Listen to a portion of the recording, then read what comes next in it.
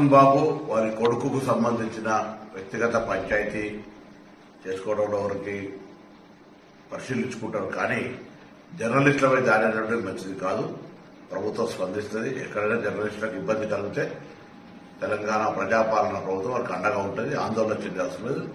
చికిత్సకు సంబంధించి జిల్లా కలెక్టర్ గారిని అదేవిధంగా వైద్య శాఖకు సంబంధించిన అధికారులకు చెప్పడం జరిగింది.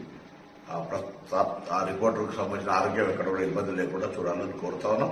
అదేవిధంగా దానికి సంఘటనకు సంబంధించి విచారణ చేసి సంబంధిత వారిపై చర్యలు తీసుకోవడం జరుగుతుంది.